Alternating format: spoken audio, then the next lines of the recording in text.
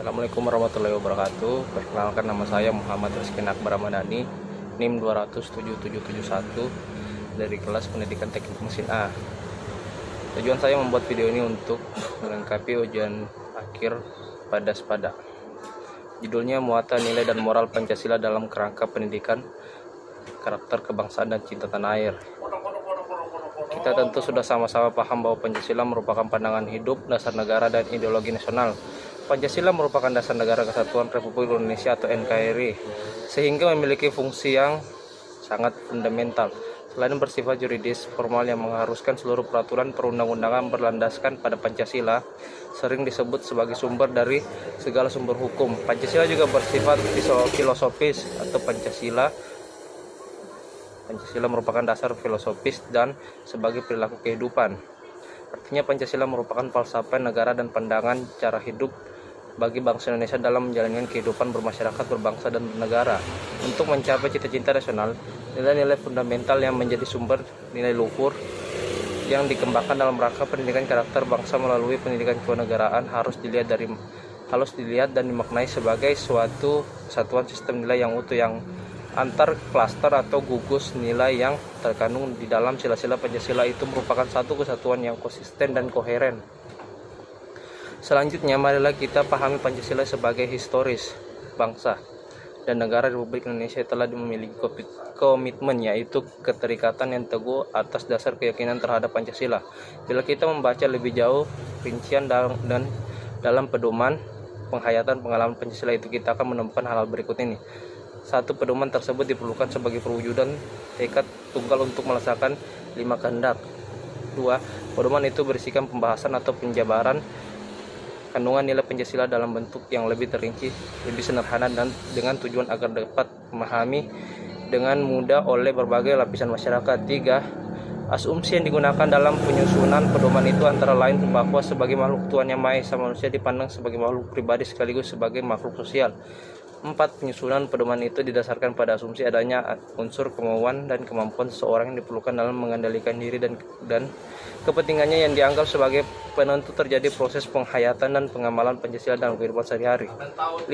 Setiap sila memiliki sejumlah nilai-nilai kebaikan atau kepatuhan yang khas, tetapi semuanya berada dalam satu konteks Pancasila sebagai suatu hal yang dibuat utuh, yang sudah diidentifikasikan dalam P4 ini ada 36 butir. Bila kita lihat dari aksiologi yaitu suatu cabang studi filsafat yang mempelajari teori tentang nilai, dikemukakan bahwa salah satu pengertian tentang nilai ialah suatu kualitas yang di dalam objek yang dihadapi oleh manusia. Jadi nilai-nilai Pancasila ialah kualitas yang ada dalam dan tentang Pancasila menurut penghayatan manusia Indonesia. Nilai-nilai Pancasila yang telah dirumuskan dan dituangkan dalam P4 ialah sebagai berikut. 1. Sila ketuhanan yang Maha Esa. 2. Sila kemanusiaan yang adil dan beradab. 3. Sila persatuan Indonesia. 4. Sila kerakyatan yang dipimpin oleh hikmat kebijaksanaan dalam pemusatan perwakilan. Dan 5. Sila keadilan sosial bagi seluruh rakyat Indonesia. Ya, sekian dan terima kasih.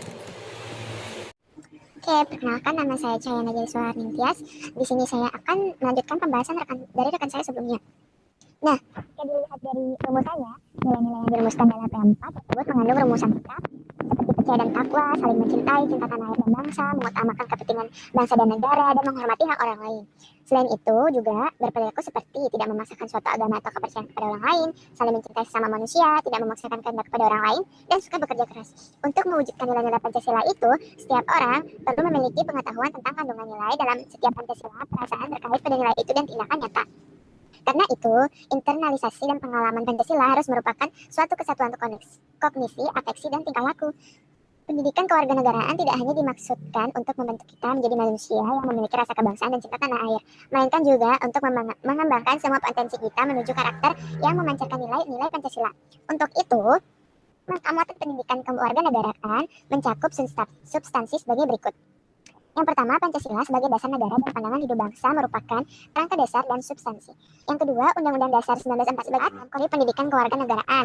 Selanjutnya, Undang-Undang Dasar Negara Indonesia yang berisi tatanan norma konstitusional merupakan substansi yang berisikan landasan struktural kehidupan berbangsa dan bernegara, kebangsaan yang mewadahi perwujudan nilai dan norma yang secara filosofis terkandung dalam pembukaan. Konsepsi Negara Kesatuan Republik Indonesia merupakan salah satu substansi yang diatur dalam Undang-Undang Dasar 1945 mengenai bentuk negara kesatuan yang sudah diterima sebagai suatu keniscayaan dalam kehidupan berbangsa dan bernegara Indonesia. Sedangkan konsepsi Bhinneka Tunggal Ika merupakan substansi yang memberi cerminan dasar dari konteks keberagaman yang dimiliki oleh bangsa dan negara Indonesia. Substansi pemerkaya tentang globalisasi merupakan wahana untuk mewadahi interaksi Indonesia dalam pergaulan antar bangsa dalam konteks kehidupan masyarakat dunia. Oke, sekian penjelasan dari kami.